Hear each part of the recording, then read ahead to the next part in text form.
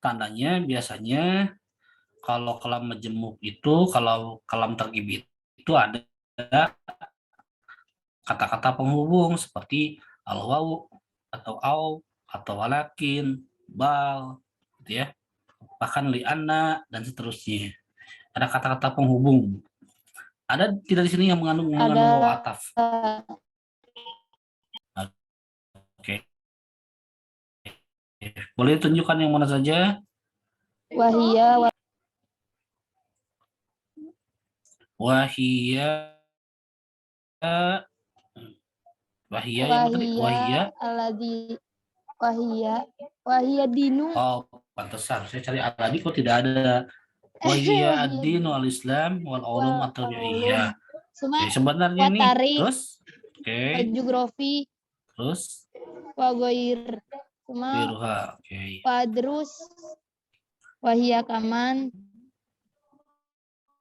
Oke. walugo. Oke. Oke. Di sini kan banyak kata ana adrus ya, diulang-ulang terus ya. Itu menunjukkan sebenarnya ya kalau digabungkan bisa menjadi kalimat majemuk karena satu kalimat yang lain menjelaskan atau mengembangkan kalimat sebelumnya ya. Kata-kata ini kan karena kata-kata oke. Kata-kata wahiyya ad-din al-islami wal ulum atau biya itu kan sebenarnya mengembangkan dari kata-kata adrusu fiha durusan katsira. Durusan katsirahnya itu yang mana? Yaitu ad-din al-islami, al-ulum at-tabi'iyyah, ar-riyadiyat, at-tarikh, wal geografi gitu ya. Kemudian ada kata-kata wa adrusu kadzalika al-lughat wa hiya al-lughah al-indonesia wal lughah al-arabiyyah wal injiliziyah. Itu kan majemuk ya. Jelas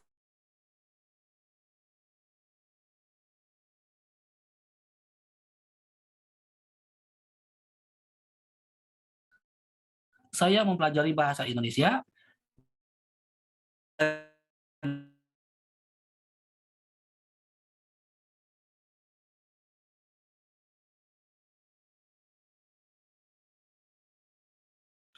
diulang-ulang terus akan menimbulkan pemborosan kata.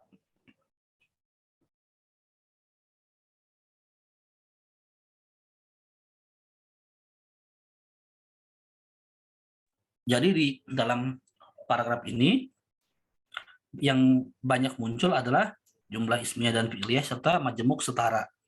Belum ada yang majemuk bertingkat ya karena masih paralel hubungannya, tidak ada sebab akibat. Kalau misalkan kata-katanya diubah begini ya, ana adrusu al-lughah al-arabiyyah li'annaha lughatul Islam misalnya. Li'annaha lughatul Islam. Li'annaha lughatul Islam itu sudah menandakan nanti bahwa di sana adalah kalimat majemuk yang tidak setara gitu ya. Karena ada hubungan subkoordinatif ya. Ditandai dengan li'anna. Li'anna itu menunjukkan ada ada anak kalimat. Gitu. Oke, sebenarnya kenapa ada materi jumlah ismiyah, kemudian fi'liyah dan kalimat majemuk? Karena satu paragraf itu mesti itu adalah susunan dari beberapa kalimat, ya. Jadi susunan dari beberapa kalimat akan membentuk satu buah paragraf yang saling berkesinambungan. Supaya antara kalimat satu dengan yang lain itu ada kesinambungan, baik berdiri sendiri-sendiri maupun tidak, maka katanya itu harus diputuskan apakah memiliki hubungan setara atau hubungan sebagai anak dan induk kalimat. Maksud saya begini, kan tidak nyambung kalau kata-kata anak Ahmad adrusu fi ihdal madaris al-mutawassithah al-islamiyah. Kesananya dilanjutkan dengan eh, al-lughah al-arabiyyah hiya lughatul Islam. Walidzalika ya yajibu ala kulli muslimin ayat ta'allamuha kulla waqtin, kan tidak paralel ya. Yang menyatakan saya adalah Ahmad, siswa di salah satu MA atau di salah satu MTS gitu di Jakarta, tiba-tiba dilanjutkan dengan bahasa Arab adalah bahasa ini kan tidak paralel kalau begitu ya.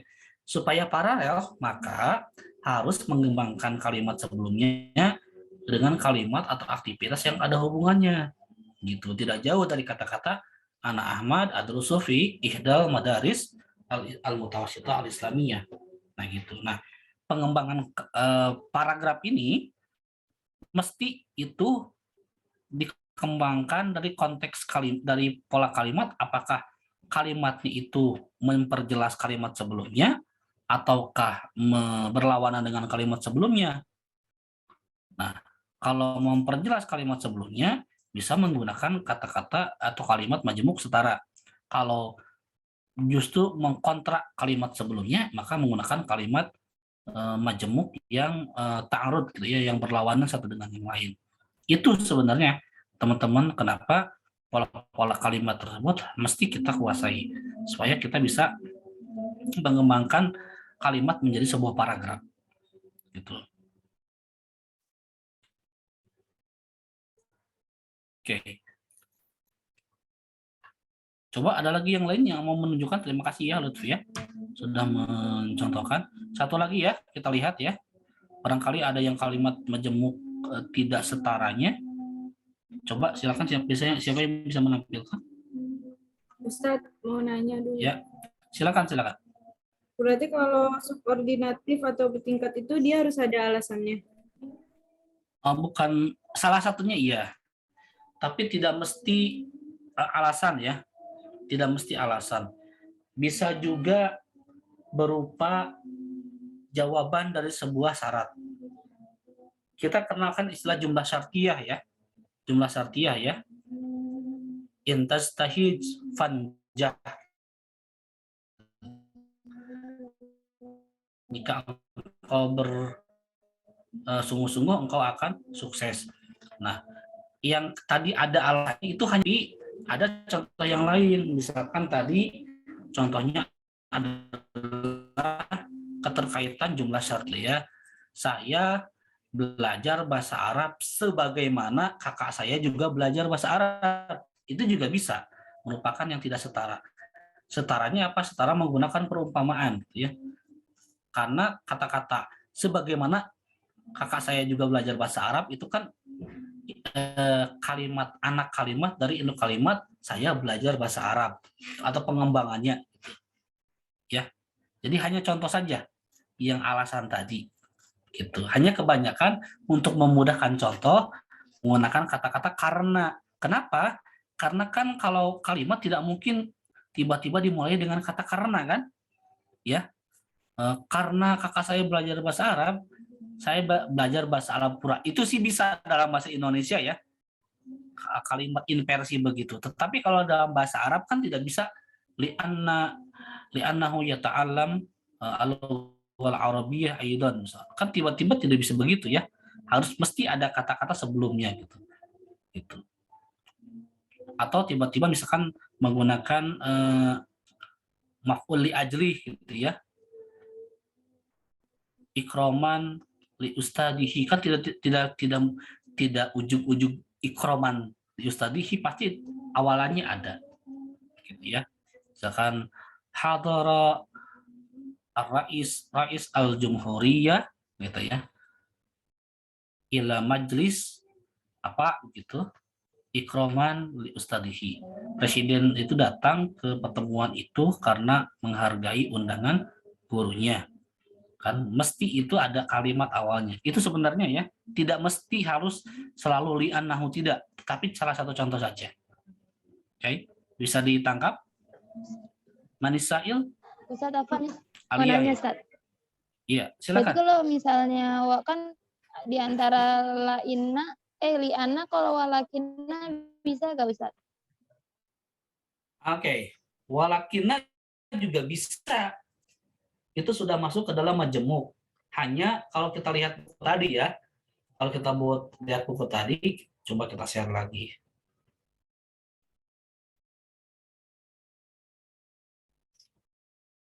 Kalau lihat buku yang tadi, itu dia memberikan keterangan, pengarang maksud saya, mohon maaf, beliau memberikan keterangan bahwa salah satu adat dari kalimat majemuk setara adalah adanya kata walakin ya, walakin ya. Nah, apakah kemudian tidak berlaku kata walakin untuk contoh yang majemuk tidak setara? Tidak mesti begitu, menurut saya tidak berpatokan hanya kepada adatnya saja, tetapi lihat kepada kesempurnaan kalimatnya, gitu ya. Oke, ada contoh tidak ya di sini? Nah, di sini kebetulan yang dicontohkan adalah yang setara ya, yang setara ya.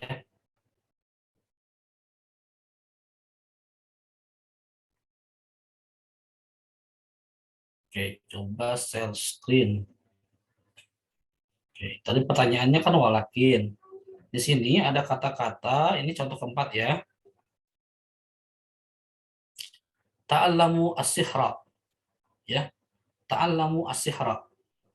Walakin la ta'malu bihi. Pelajarilah sihir, tapi jangan diamalkan, gitu ya. Pelajarilah ilmu sulap, tetapi jangan diamalkan, misalkan begitu. Nah, di sini kan walakin, ada walakin ya, ada walakin sebelum kalimat atau klausa kedua. Tetapi di keterangan di atas ini menurut menjadi adat atau penanda dari kalimat setara. Kira-kira ya, kira-kira kalau saya hapus gini ya kalimat ini nih, atau lihat dari strukturnya, kata-kata la ta'malu ini sudah cukup sempurna belum antara fiil, fa'il dan objeknya di sini? Belum. Belum. Yang hilang yang mana? Yang hilang yang asihar. Asihar. Kalau bihi di sini bisa mewakili tidak? Oh, bisa. Nah, kalau la ta'malu ini sudah jelas belum larangannya kepada siapa? Enggak ya? Oke. Maksud saya kalau la ta'mal itu kepada berapa orang? La ta'mal. La ta'mal kepada satu orang. Orang. Kalau la ta'malu kepada banyak orang. Banyak orang. Nah, inilah bedanya bahasa Indonesia dengan bahasa Arab. Ada istilah konsep dengan yang tersembunyi atau mustafil. Karena di sini dianggap bahwa ini larangan ini sudah sempurna ya. Jangan amalkan. Dilihat kesempurnaannya itu tidak dilihat kesempurnaan subjek, predikat, objek, tetapi hanya dilihat dari adakah pembangun unsur fiil fa'ilnya atau mubtada khobarnya.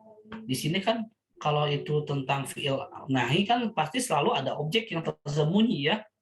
Kalau la ta'malu berarti kan ini artinya adalah kepada orang yang banyak, jamak gitu kan larangan ini. Nah, jadi kalau ini menurut si pengarang buku ini dianggap sebagai setara karena susunan ini sudah sempurna. Ya, tetapi kalau dilihat dari maknanya kita belum paham. Tapi jangan kau mengamalkannya. Belum mengamalkan apa?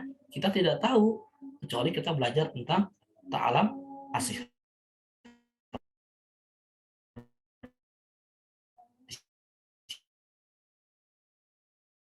Ini ada perbedaan pendapat. Tetap walakin ini bagi saya memang lebih tepat kalau ini dijadikan sebagai penanda majemuk bertingkat. Ya, sebagaimana li'anahu. Karena mesti kalau walakin ini akan dikaitkan dengan kata sebelumnya. Tidak bisa dipisahkan dengan kata sebelumnya ya kan? Ya, kalau menurut saya sendiri gitu, ini betul tadi ya, sesuai dengan pertanyaannya, saya sepakat ini seharusnya lebih cocok kepada kata majemuk tidak setara. Gitu ya. Oleh karena itu, maka penekanan saya adalah begini. Ketika nanti menulis, ya, antum tidak penting itu apakah ini menyebutkan majemuk setara atau bertingkat. Yang jelas antum tahu bahwa ini adalah kalimat majemuk, bukan kalimat tunggal.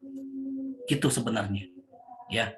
Karena kita tidak berbicara tentang kaidah nahwu dan sorof atau kaidah tarkib dulu sekarang. Tapi bicara tentang oh ya ini kalimat majemuk terdiri dari dua klausa dan ini berfungsi untuk mengembangkan kalimat sebelumnya. Itu sebenarnya yang paling penting dalam kitabah saat ini gitu ya. Meskipun misalkan antum menulis ini menganggap bahwa ini adalah setara, tapi ternyata menurut orang lain majemuk, tapi kan dalam tulisan tidak akan dikritisi seperti itu ya, selama itu nyambung. Itu sih menurut saya gitu. Ya, mudah-mudahan bisa ditangkap dan dipahami.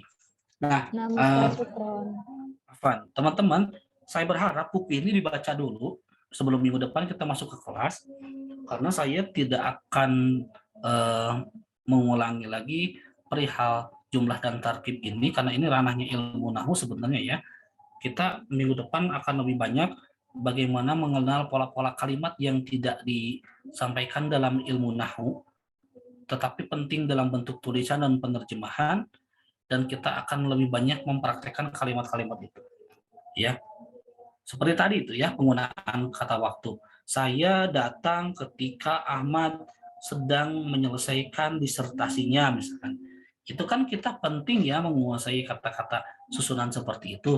Apakah menggunakan kata fi'il madhi mutlak, apakah tadi ya muntah al-mustaqbal, apakah hanya menggunakan mustaqbal saja. Nah, itu yang akan kita lebih eksplor minggu depan dan lebih banyak prakteknya daripada penyampaiannya. Jadi satu pola kalimat saya sampaikan, kemudian setelah itu praktek satu kalimat, setelah itu praktek. Setelah semua pola kalimat disampaikan, kita akan membuat beberapa paragraf dari pola-pola yang sudah dipelajari. Begitu ya teman-teman. Oke, ada pertanyaan untuk yang terakhir?